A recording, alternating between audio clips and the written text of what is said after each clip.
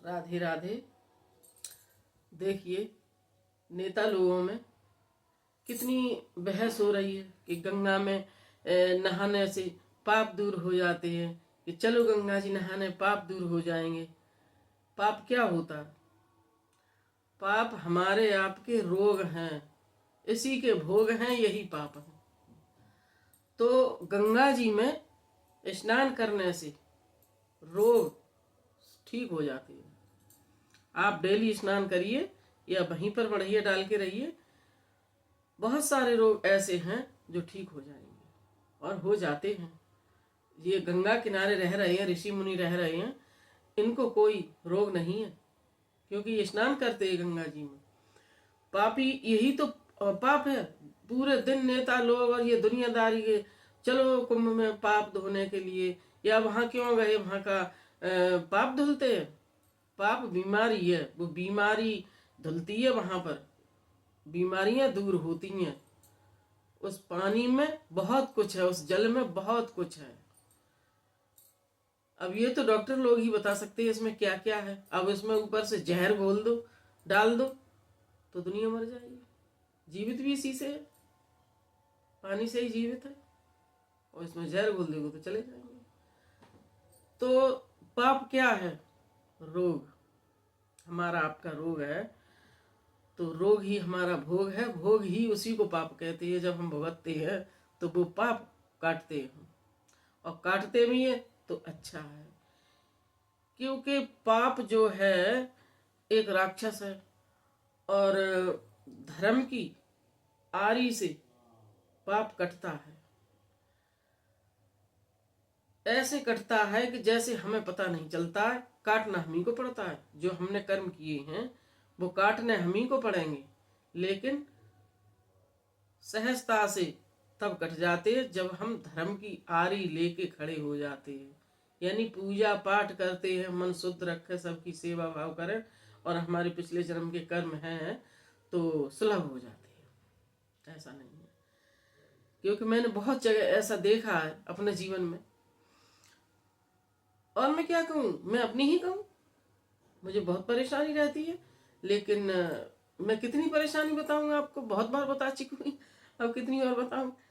लेकिन भगवान का आशीर्वाद है, भगवान का नाम लो, सबको आशीर्वाद दो, सब बातें डालो, सबके कानों में अच्छी बातें डालो और अच्छी बातें सुनो, तो कष्ट कट जाते हैं। उन्हीं में से हमें कष्ट पीड़ा देने वाले होंगे, उन्हीं में से कष्ट कम करने वाले मनुष्य होंगे। उन्हीं में से ऐसा कर देंगे आपको जो आप बिलबिला उठोगे, ऐसा शब्द कह देंगे, बाण मार देंगे सीने में। और उन्हीं में से अगर आपको कोई बीमारी है तो कोई ऐसा व्यक्ति बोल जाएगा उसमें से कि आप ये दवाई खाओ तो आप इससे सही हो जाएंगे। तो समस्या और समाधान दोनों साथ साथ चलते हैं। समस्याओं से भी बचना चाहिए, लेकिन बचे कैसे? आएंगे सामने तो झेला तो जाएगा। कोई सी भी समस्या हो तो झेला तो जाता है, खाई और कुआं होता है जीवन में। इसी का नाम जीवन है, संसार है, और क्या है। अच्छे से चलो और सबको अच्छे से चलाओ, किसी को दुख मत दो, किसी का बुरा सोचो ही मत, यही मत कहो किसी का बुरा हो, क्यों हो बुरा? नहीं, ना हमारा बुरा हो ना आपका बुरा हो, अच्छा अच्छा देखने को मिले, अच्छा अच्छा सुनने को मिले। मैं अपनी बात बताती हूँ कि कहीं पर, चाहे मेरा रिश्तेदार हो, चाहे मेरी कॉलोनी हो, चाहे मेरे घर में हो, अगर किसी को कोई परेशानी होती है तो मुझे नींद नहीं आती है। अगर ज़्यादा किसी को संकट घेरता है तो मुझे बहुत बेचैनी हो जाती है कि भगवान ऐसा क्यों, और मैं राम ही राम करती हूँ, राम इसके संकट काटो, भगवान इसके संकट काटो। ये सब बहुत तकलीफ है। ये तो सिर्फ ये बात मैं ही जान सकती हूँ, कह दिया है तो चाहे आपको विश्वास आए या ना आए, लेकिन मुझे बहुत दिक्कत होती है। तो मैं ये कहती हूँ कि सब सुखी रहें, तो उसको देख के हम भी सुखी है। और अगर कोई दुखी है, कहीं पर किसी भी प्रकार की घटना दुर्घटना हो जाती है तो चैन नहीं पड़ता है। तो क्यों किसी का बुरा हो? नहीं, किसी का बुरा नहीं, सबका भला हो, हमारा भी भला हो, सब सुखी से रहे, सबको आशीर्वाद दो, सबका आशीर्वाद लो। इसका भी एक व्यवहार होता है, आशीर्वाद देने का, आशीर्वाद लेने का।